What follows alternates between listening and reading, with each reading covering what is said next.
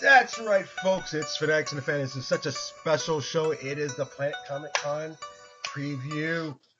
Brandon, Woo-hoo! we've done so many conventions together. How cool is it we have this awesome guest? Please welcome to the show, Mr. from Planet Comicon staff. He's one of the main dudes. He's helped put this together. Kurt Critton, welcome to the show, sir. Welcome back to the show, I should say. Thanks. Woo! Yeah, happy to be back. Thanks for having me. A resident Doctor Who fan. We still forgive you. Hey! So much stuff happening. We've got tickets to give away, a show to talk about. We're going to have so much fun. So what I'm going to do, I'm just going to jump right into Larry Lytle with geekycool.com. We're going to do the news, and we're going to come back and talk to Kurt and figure out for our fanatics who they're most excited about seeing. Figure out if anybody's going to, be awake after the convention. So we'll be back here in just a second. I'm Larry Lytle, and here's the geeky cool news you need to know.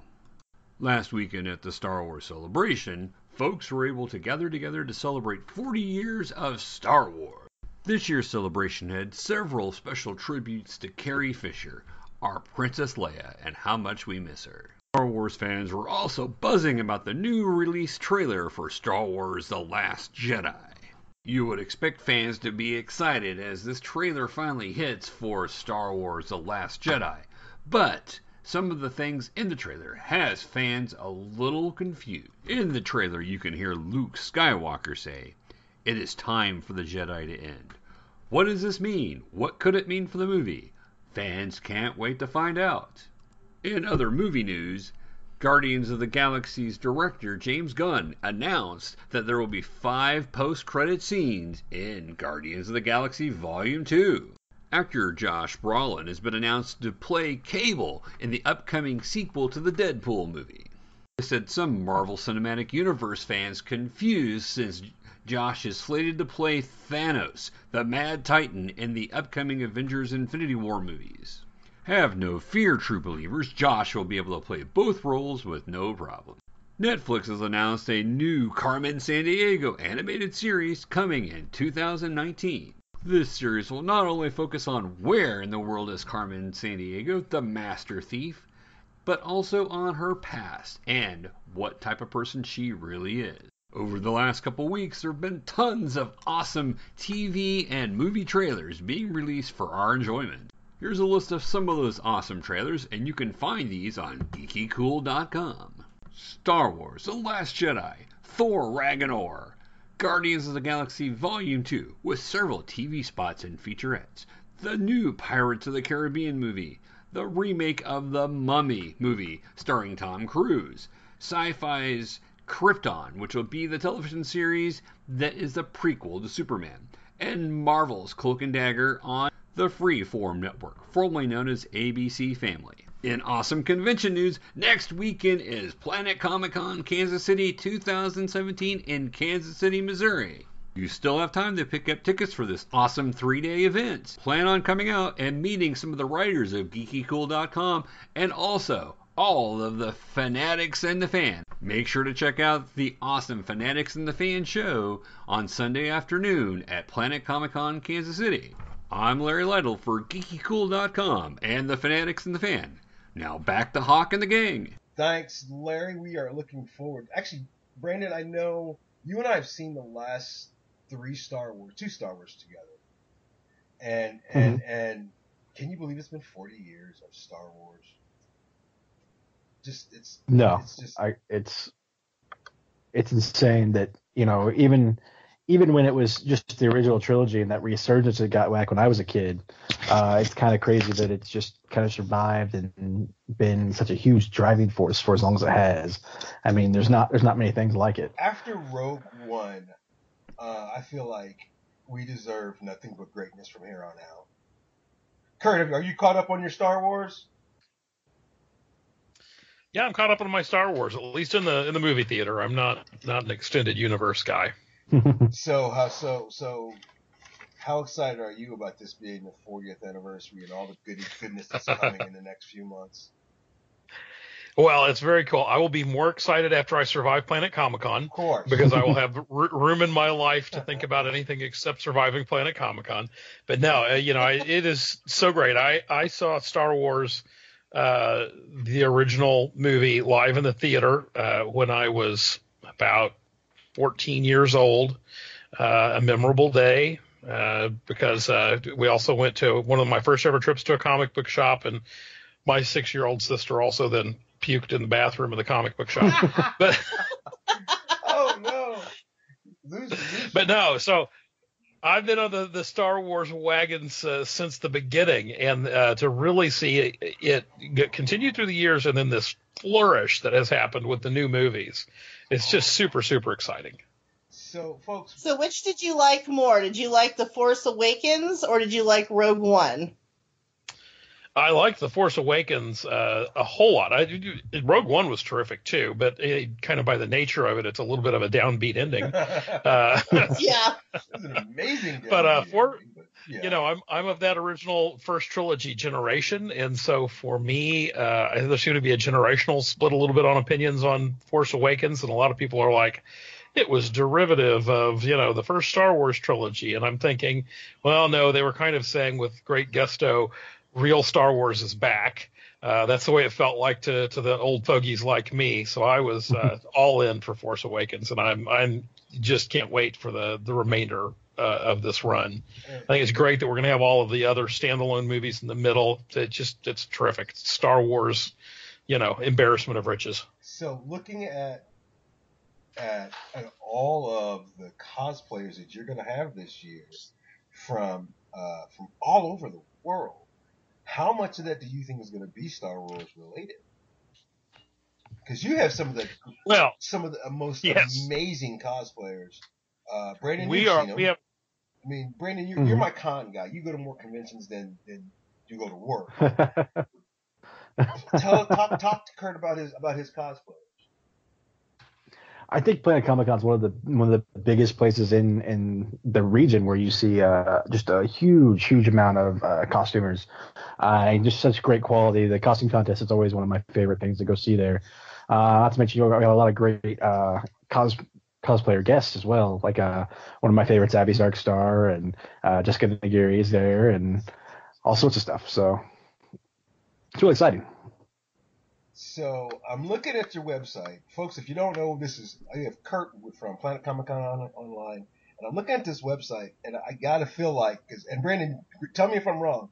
When your calendar says 4 days, that's when you actually start sweating and losing sleep and eating less and all the rest of that. Am I right?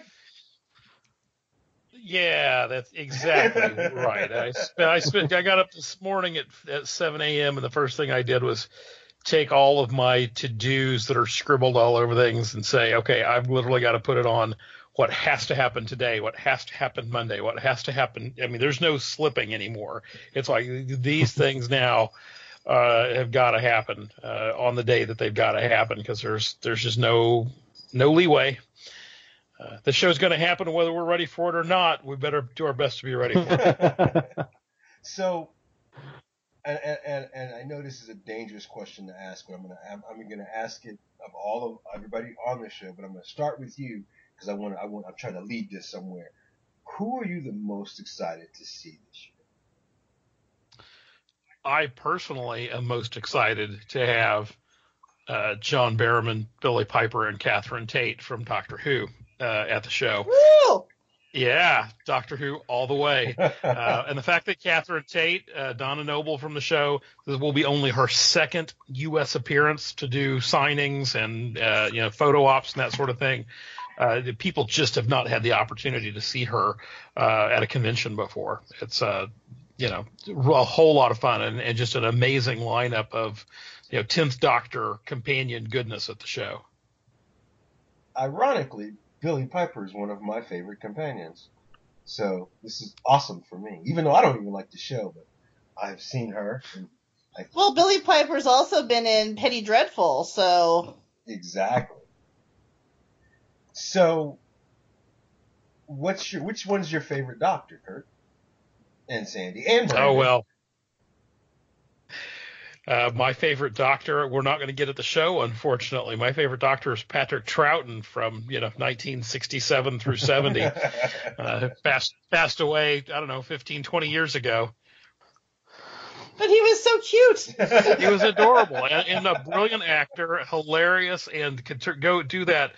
I'm silly and buffoonish and into I am very serious, and what's going on here is dark and evil. Just at the turn on a dime for all that sort of stuff. And unfortunately, so many of his episodes are missing now, so we only have them on audio. But still, just a tremendous actor. And of the new Who, really David Tennant's my favorite. I think I've liked all four of the Doctors very much. I was an advocate for Peter Capaldi being the 12th Doctor even before he was announced, and I think he's done a tremendous job. I'm just I don't know. I'm eager, and now we're going to have a 13th Doctor. I just can't wait to see how that all plays out. The first two episodes of this season have been fabulous.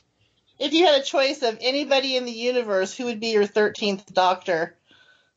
Oh, boy, I have not thought enough about that. It's to some degree, it's I'm just going to have to put my faith in the showrunner to pick somebody who's terrific.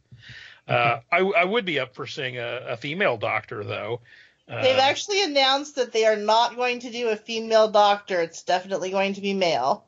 Yeah, well, that's fine too. I will take. I'm just eager to see who we've got. I do think that Olivia Colman would be an interesting choice to play the Doctor. If you're familiar with her from Broadchurch, she's a tremendous British actress that got the funny vibe as well. I'm pulling for Eddie Redmayne.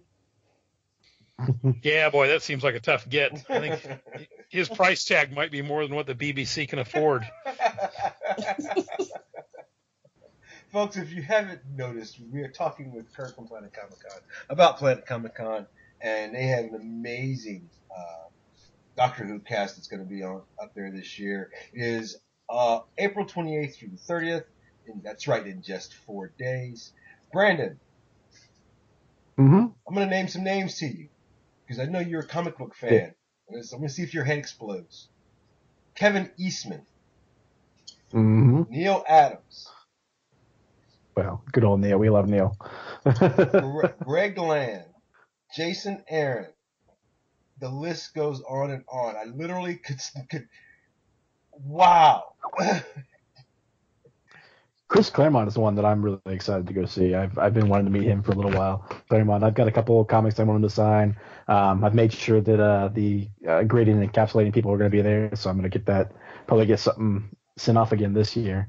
I've got a nice the first actual appearance of Cable as a baby that I want to get him to sign. Nice. So, yeah. And of course, we just talked about Star Wars, so having Jason Aaron there, he's going to be busy, right, Kurt? Jason's always busy, but yeah, with the Star Wars books out, I mean, Jason's hotter than ever. The amount of not only the big name artists and creators that you have for comic books, we actually personally know a lot of amateur artists that you're going to have there, or amateur creators that you're going to have there, people that are trying to get their foot in the door, which is really cool. You keep the vendors open to everybody.